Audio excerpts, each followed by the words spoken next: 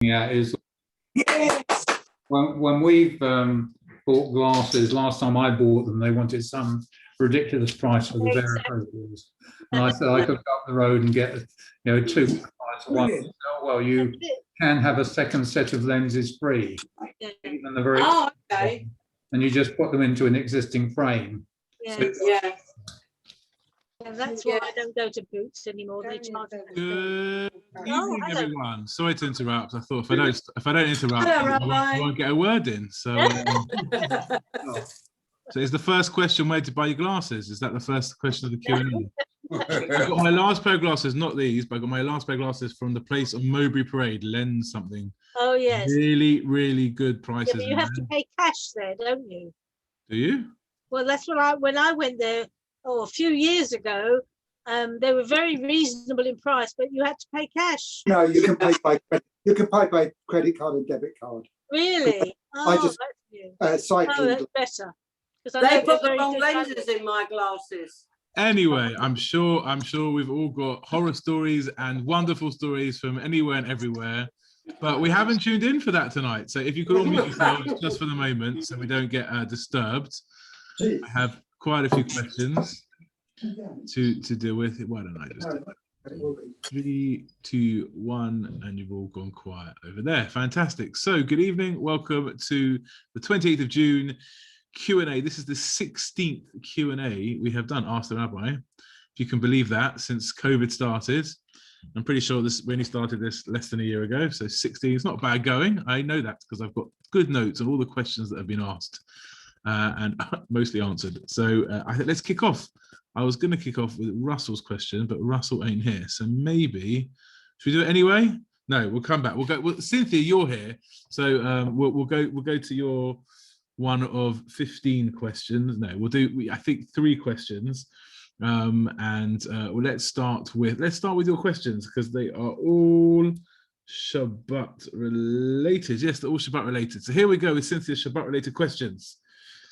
My question is concerning Shabbat and the malachot of Shabbat, right? The creative acts of work we are not allowed to do on Shabbat. I know you cannot turn on lights, etc. It's a good start. Fair enough. I know you can't turn on lights. However, I wonder if this is because of causing a spark. How are we able to use time switches? So, I mean, it's a good question. I wasn't sure if that was 2 questions or 1 question. Was that one question? Is it mostly about the time switches? Well, let's firstly deal with the issue about lights. Lights or I'm not going to do a whole share now on electricity on Shabbat. That's a very large topic, and it's worth a share. If you're interested in it, please come back and let me know if you're interested in a whole share on the mechanics behind the problems with electricity. But let's go specifically to lights.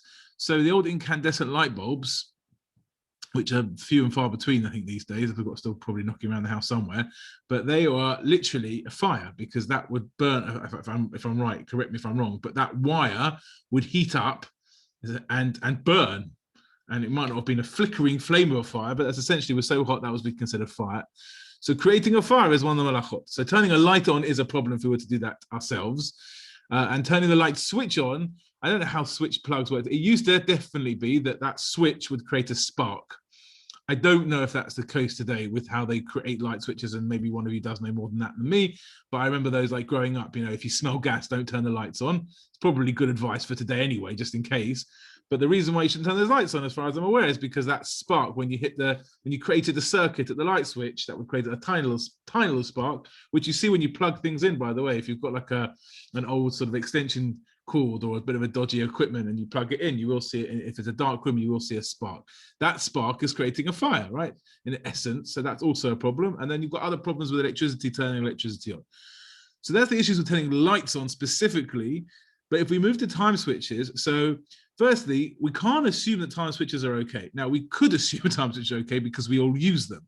If you were to look at the writings of Rav Moshe Feinstein, where we get so much of our halachot today, Rav Moshe, of course, he died in the 1980s in America, one of the foremost pioneers, I suppose, when it came to sort of modernizing and understanding halakha, practically speaking, for the modern world, as modern as it was back in those days, and really went into the communities and the problems and the issues that were at the heart of communities, and wrote extensively on them.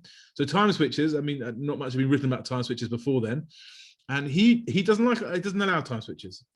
So conveniently, most of us do rely on everyone else that says you can use time switches, even though we rely on Rav Moshe for many, many, many other things. What's the issue with time switches? Well, essentially, you are setting something up that will work for you on Shabbat, right? So let's just say you put your light on your time switch.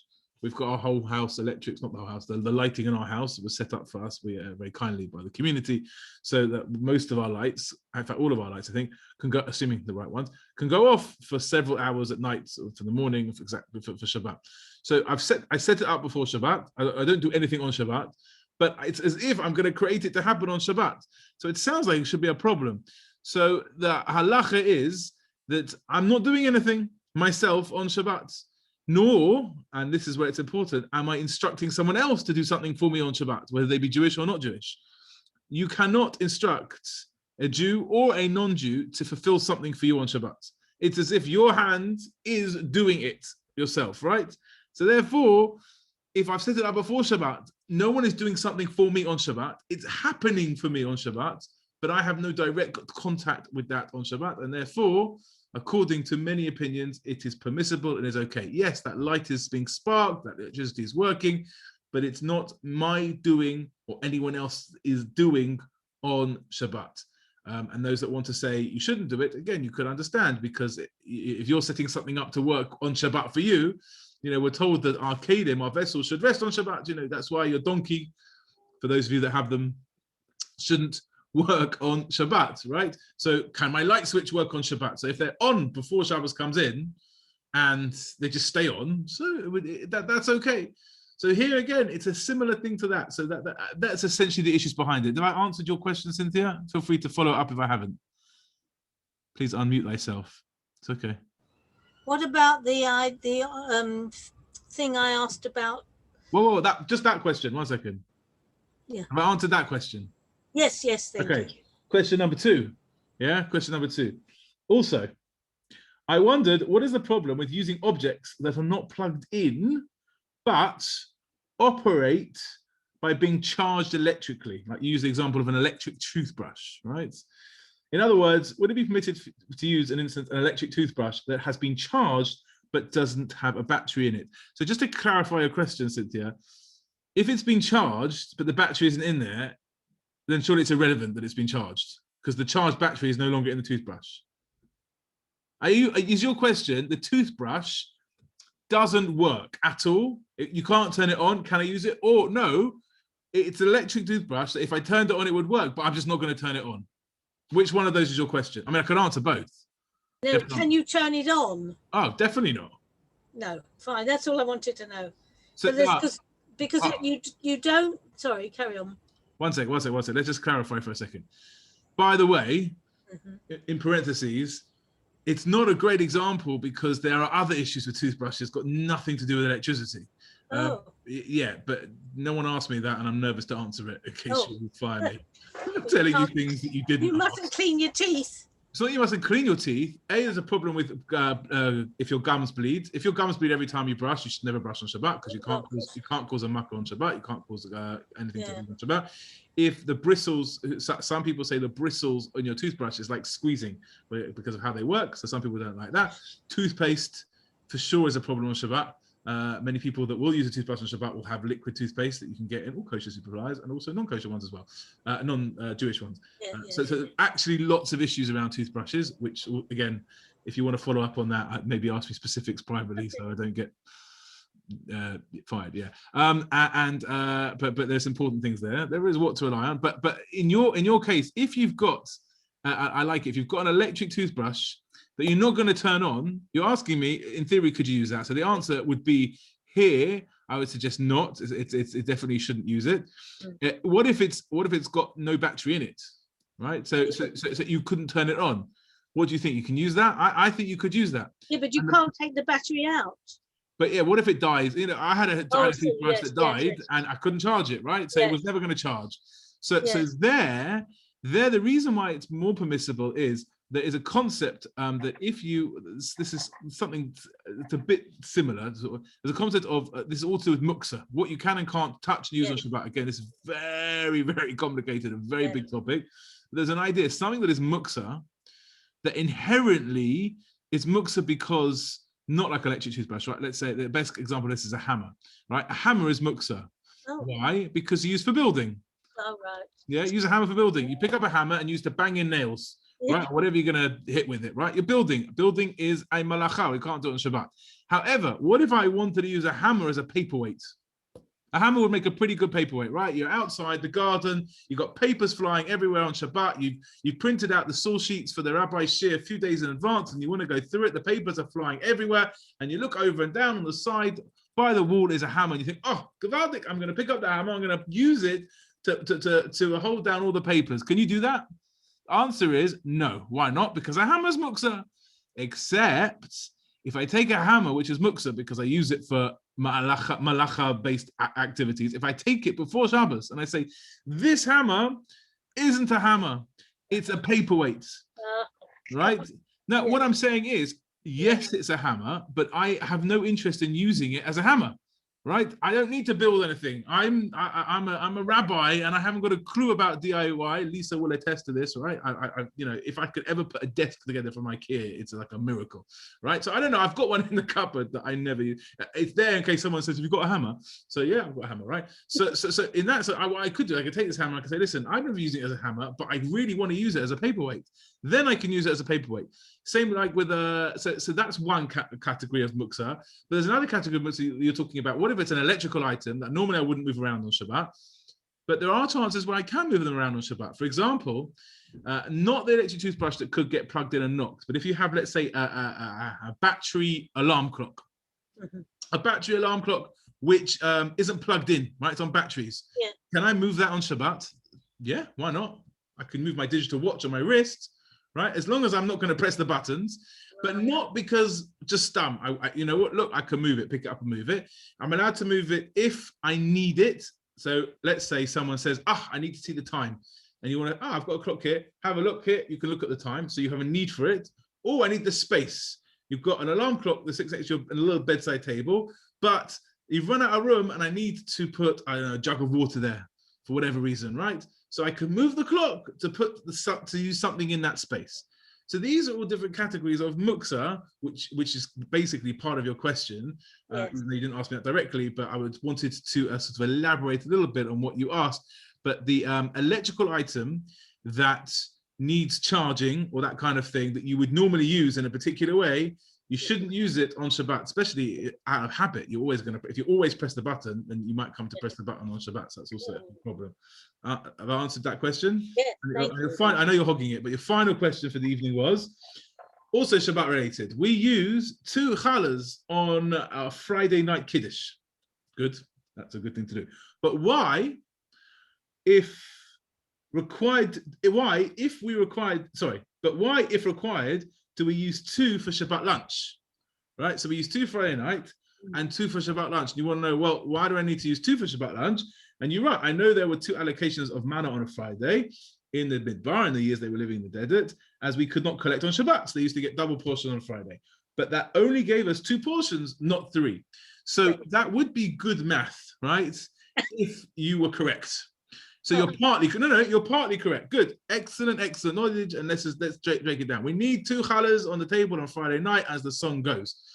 And why do we have 2 challahs on Friday night? Exactly as you say, Cynthia, because it's to commemorate, to remember the 2 portions of manna, of man that we got in the desert. The Bnei Yisrael were told every Friday, go collect 2 portions in order to eat one on Friday and eat one on Shabbos.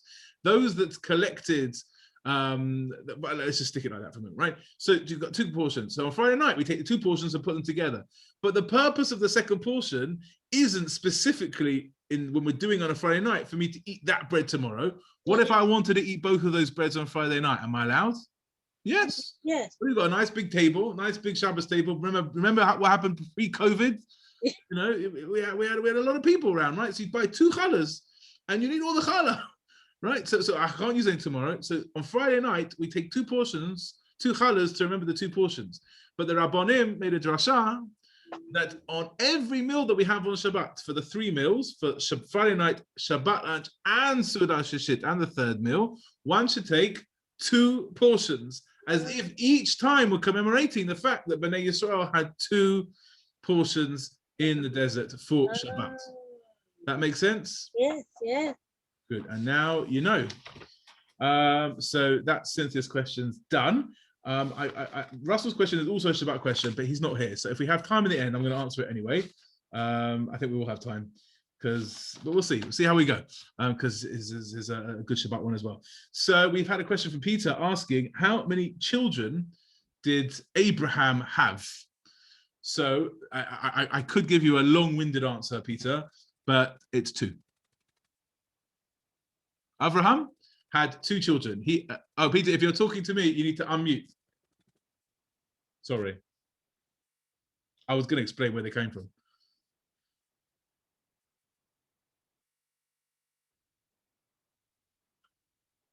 While you're unmuting, I will tell you that his first child was Yishmael. Yishmael came from Hagar because Sarah could not have children. So she said to Abraham, take Hagar and go and have a child. You need to have a child. And Ishmael was born.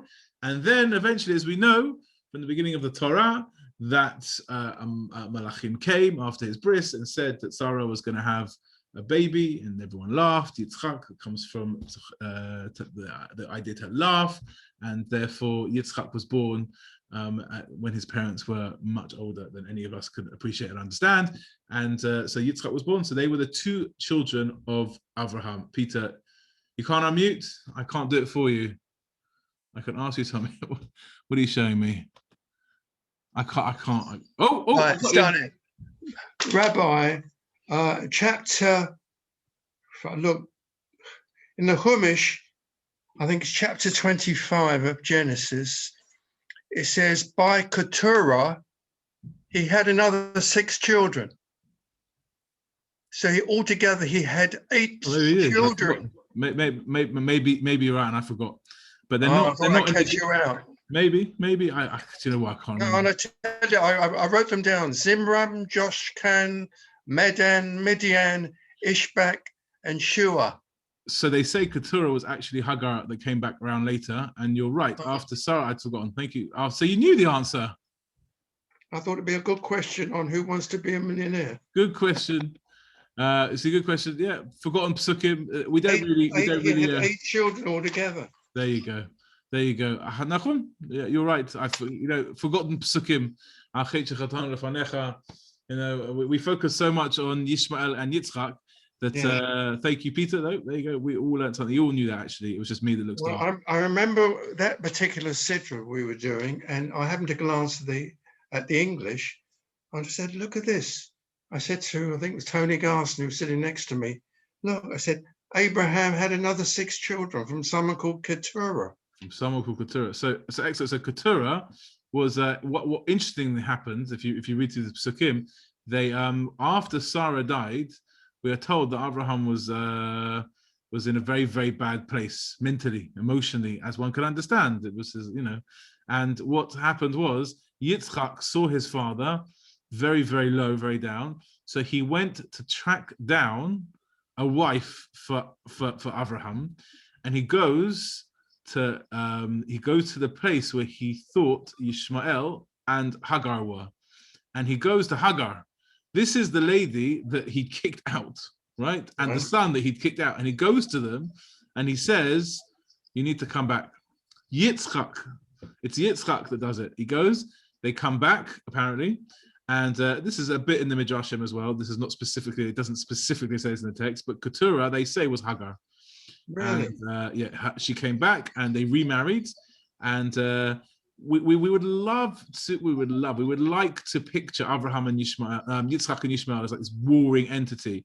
They probably bickered and fought like brothers would do at a young age. And there was obviously some kind of prophecy or sort of intuition that Sarah had that she wanted them out of the house, and maybe that was quite rightly. But when they reunited, I mean, we understand that They both stood side by side at the grave of their father when Abraham died. Yishmael was there as well. So I hope that goes to answer your question. Well, if Abraham was 100 years old when Isaac was born, I don't know how he had the energy or the stamina to have another 6 children after Ishmael. And on that note, we're going to the next question. But thank you very much. I'll leave you to use your imagination. Thank you for that. And yes, 100% right. I didn't even think about it. There were other children, and it's all in there, and you knew that, which is great. Right. Next one, Liz. Where are you? You asked me.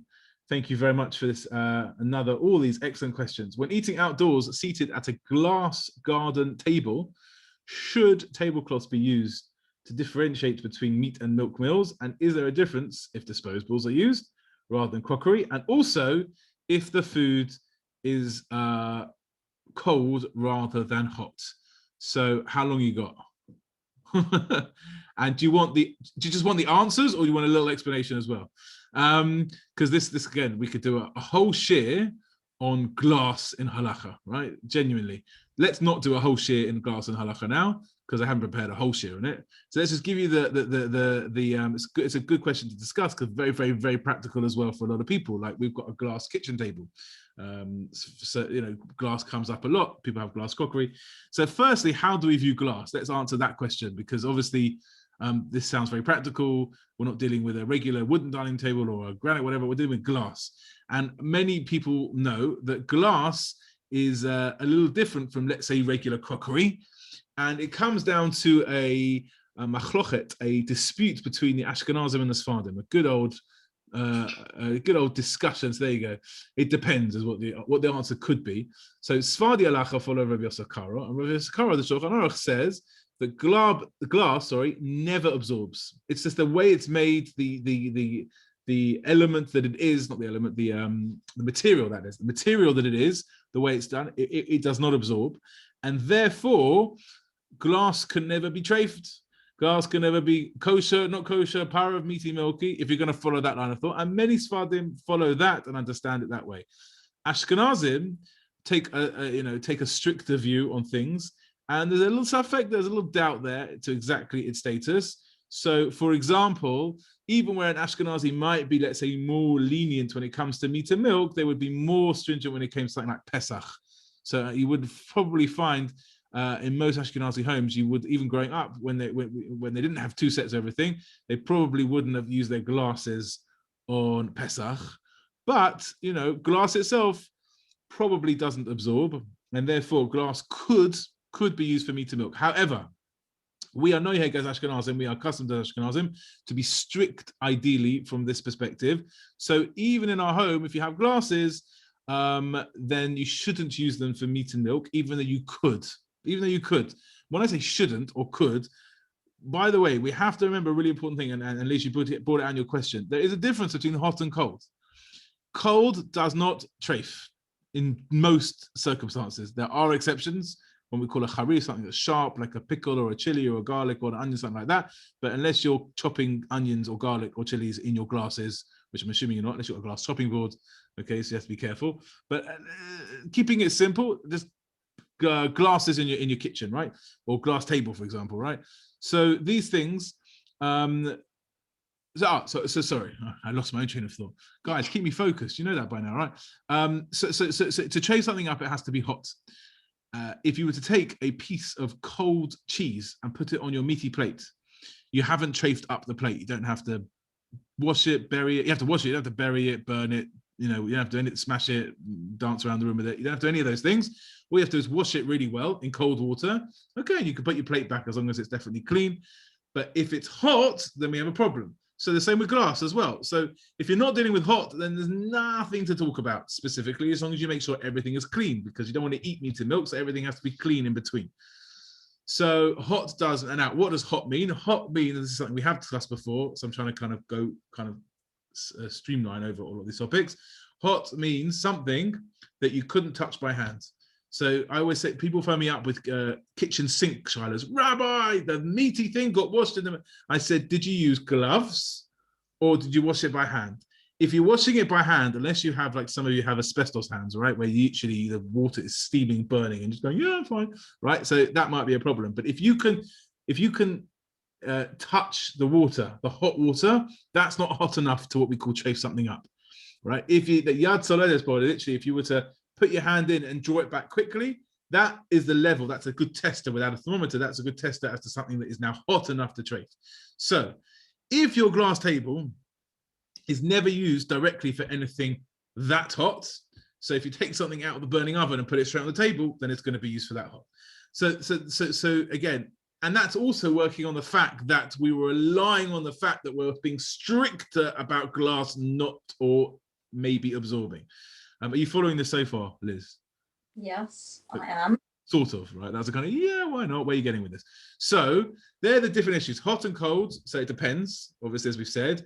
Glass, we're strict as we can be from the outset because we want to be strict if we can. But like if you've got glasses in your cabinet, you need to have a set of glasses for meaty, second glasses for milky. So assuming they're just glasses for cold drinks, then you wouldn't necessarily have to have separate set of glasses. So going back to the table, if you're only having cold food, then you could say there's nothing to talk about because it's always cold food, and therefore it's never a problem. If you're having very hot food at times, then potentially that glass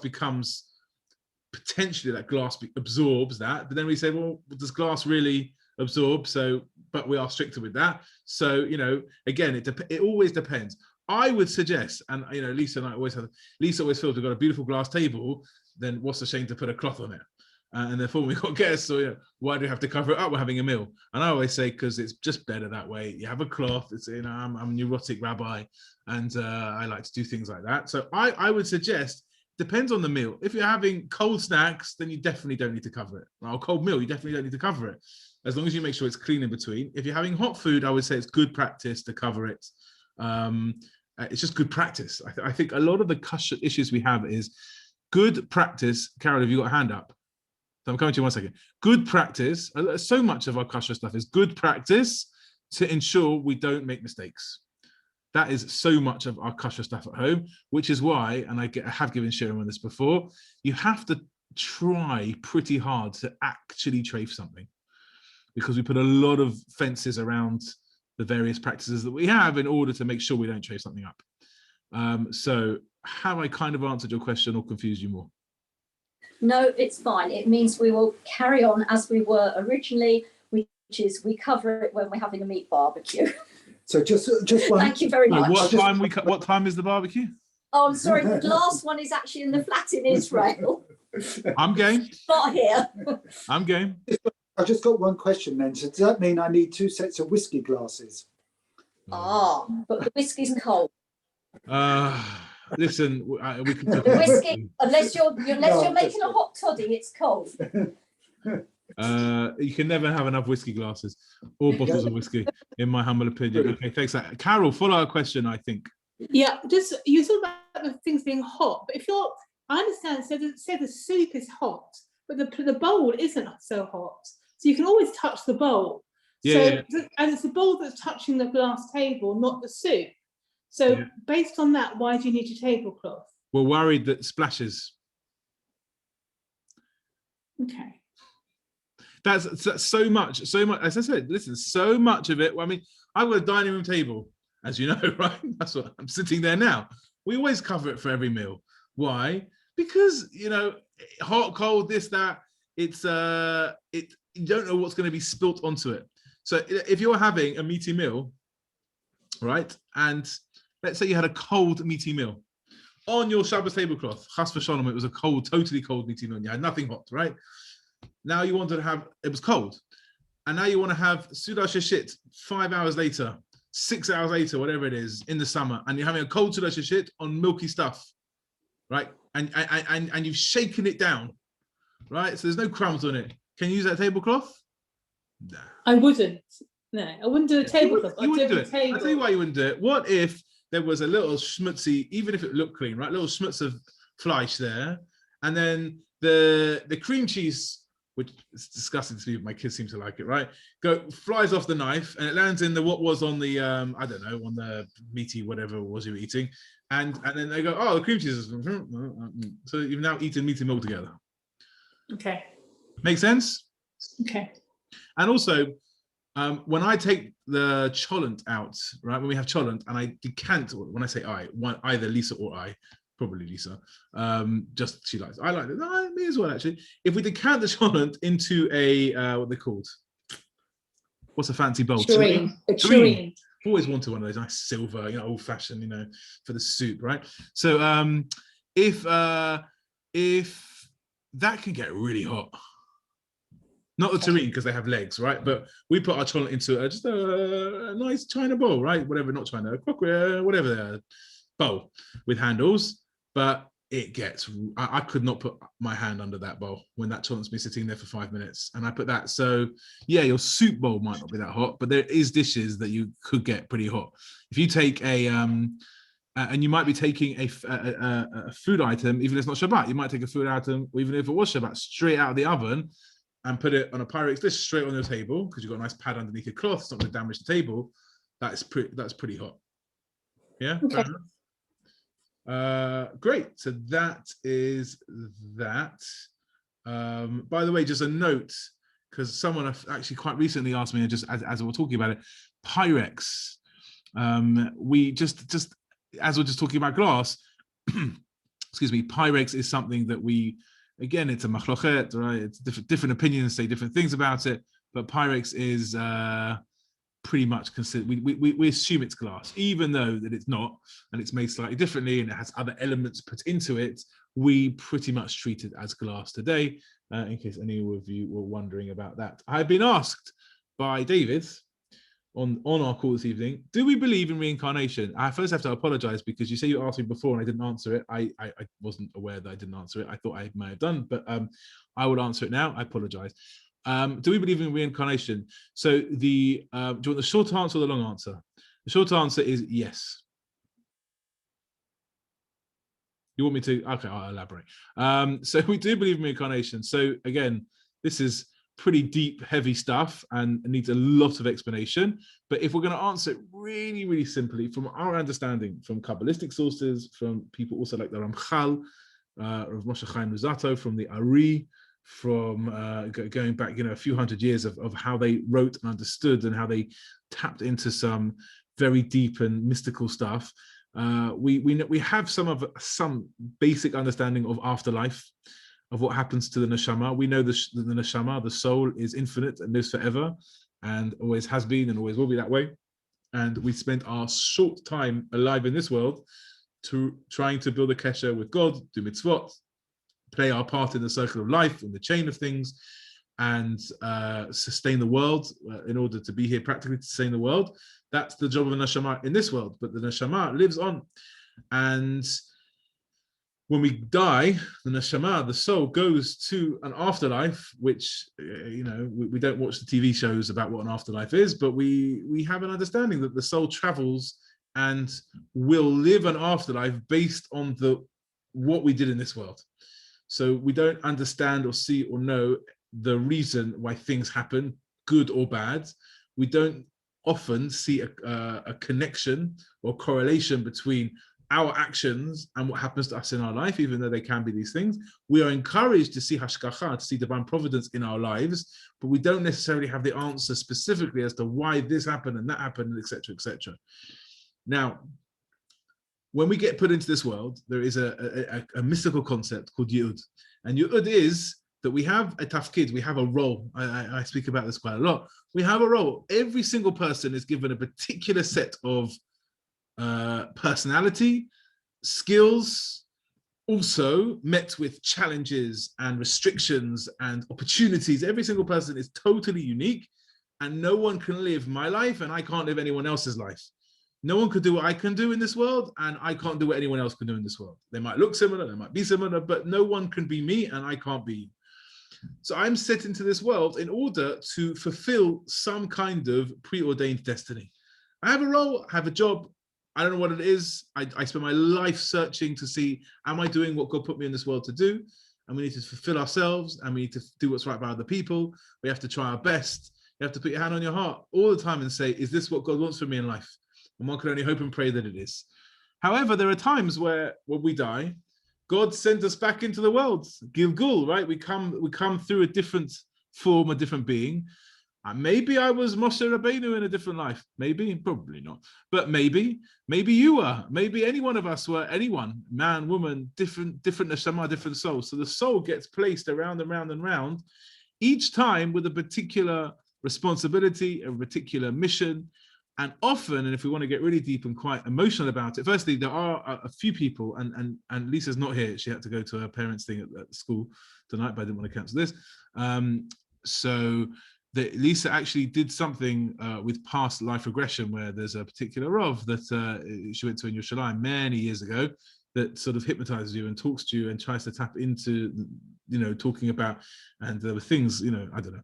It's not stuff that it's not my thing, but there is a thing to it, right? About trying to understand, who you were, what's your past, and most importantly is understanding, using that to try and understand or appreciate that I have a role here to play. We often look at and ask the question, why do bad things happen to good people? But we don't have the context of thousands of, a couple of thousand years, thousands of years of the existence of a soul. And I remember, never forget one of my Rebbe saying this to me many years ago, talking about one of the other Rebbes who had a disabled child. And he said, at that time, he said that to be brought into this world without the ability to speak or do mitzvot, however horrendous that is, for us to appreciate and understand, or even for that person to live, he said, what a special neshama that must be, because he obviously here to make a tikkun for other people. We speak about this with it's very hard, it's very emotional, because we don't really know and understand. But especially when tragic things happen, especially when people are taken from us far too soon, how do we understand that? How do we try and answer that? Just 1 second, children. I'm on it. Sorry, most emotional part. Girls, please. How do we understand that? We understand that maybe the role that person had to play in this world was so small, so minimal, but it had to be some kind of tikkun, some kind of fixing, some kind of whatever it might be. So yes, we do believe in reincarnation. It's something that's very difficult to understand, very difficult to know exactly, but yes, it's something we believe in. David, does that answer your question? Anyone else want to follow that up? Few. Okay, right. A couple more questions. Yeah, a couple more questions, and I'll leave Russell's for another time where he's here. I think about everyone else. So Mr. and Mrs. Lyons asked me a question each. So let's do their questions. So I've been asked by Mr. Philip Lyons, is it appropriate to have a family celebration party in between Rosh Hashanah and Yom Kippur? What a question. No one has ever asked me that before. So if you guys are getting married, I would definitely say it's 100% worth having that kind of party. But essentially, there is no right or wrong answer in this. If one would feel that during the days of awe and repentance, it would be inappropriate to do, I would say, Gamzu Latova, right? If you're focused and you're busy, and however, having said that, especially after the 18 months we've had, if there are opportunities and reasons to celebrate for the right reasons and in the right and appropriate ways, go for it, because we should take every opportunity to be good and positive and to celebrate and to be with each other. So I don't think it's inappropriate to have a celebration in the Aseret Teshuvah. However, going out with the lads and having a booze up, Philip, I would probably say it's probably not the most appropriate thing. Does that help answer your question? Excellent, Rabbi. Thank you very much. It's for a simcha. Baruch Hashem. Yeah, a simcha for sure. If it's a bar mitzvah, it's a wedding, bas mitzvah, pidgin haben, whatever it is, that kind of thing, 100%. If you're going on the a pub crawl down the Otley Run in Leeds, up in Yorkshire. Those days are over. Okay, so that's your question answered, hopefully. Thank you. If one stays in an Israeli resident's home during a 2-day yontif, where the owner keeps 1 day, I'm assuming, yes. So I assuming you mean in Israel. Yes. Right. So you're in Israel, you come from Belmont, and you're in Israel for yontif, and you're staying with an Israeli family who are keeping 1 day yontif. Let's just use Shavuot as a good example, right? They're keeping 1 day Shavuot, or even 2 days. This Pesach is even better because you've got Sadarim, right? Whatever it is, they're keeping their 1 day. you ask, if that visitor coming from abroad would usually keep 2 days, is it appropriate for the visitor still to keep the 2 days? That's your question. So you're in Israel and you're staying in an Israeli place with Israelis, but you should really keep 2 days Yom Tov. Is that appropriate? The simple answer is yes, you have to keep 2 days Yom Tov. Now, when I say you have to, there are many, many, many people that will go to Israel and keep 1 day Yom Tov. And that's for various reasons. Firstly, I think it's Minhag Chabad will always follow the practice of the local community, I believe. I think that's the case. So that's one thing to think about. There are Rabbonim, I pretty much believe, was it Rabbi Sachs of blessed memory that came out many years ago and said people that are going to Israel, I think he put tonight, I think he put like, if you're going out and you're going to spend a lot of the time there and you're not just going out for a week or two, you could keep 1 day. If you've got property out there, some people say keep it 1 day. But if you're literally just going out on holiday, having a nice time and coming back, and especially if it's a one-off or rarely, I don't see any real reason to keep 1 day. You have to keep 2 days. And okay, it means you're restricted when they're not. And it's interesting that they're allowed to do malachot for you because, you know, they could cook you a meal, not Shabbat, but on Yom Tov, normally you'd have to leave, let's say, the fire on before or the oven on before, they could turn the oven on, that kind of thing. But yeah, you'd have to keep, you'd need to do Kiddush and Seder if necessary. That was my answer to it. Oh. I know sometimes it's very difficult because the other people have the television on and going to work, and you know, the children are doing what they want, etc. And the other people visiting find it very awkward. You know, very awkward for them to.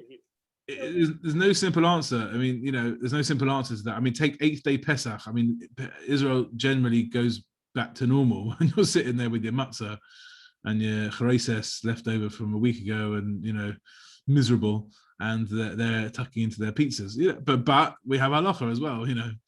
So it's not easy, but maybe you'll be staying with people that would also be a little bit respectful of the fact that you are in Yom Tov.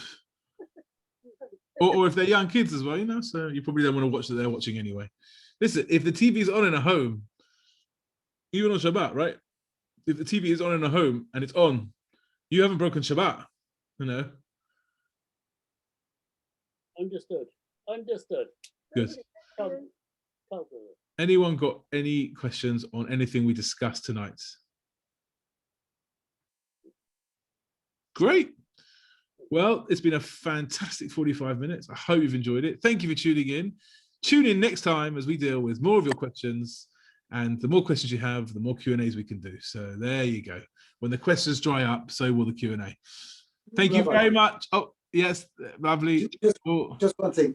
Is it possible to send us the link for the 2 midshears for on Shabbat? The last one and the previous one. Bringing Shabbat in early, and the one that Diane Gelly did about technology in Shabbat. Unfortunately, I will chase up the one that Diane Gelly did. Can you do a favor? Could you just send me an email and I'll reply to the links? Yeah. Okay. In fact, Sharon has the link for the because I send her the files and she puts up on the Belmont YouTube channel. Oh, okay, fine. Or if you just go to the Belmont YouTube channel, it should all be up there, hopefully. The Diane Gelly one won't be, so send me an email and I'll get it for you and I'll send it. Thank you. We'll try that out. Thank you very much indeed. Good night, everyone. Thank you, everyone. Good night. Thank you. Bye. Thank you. Bye.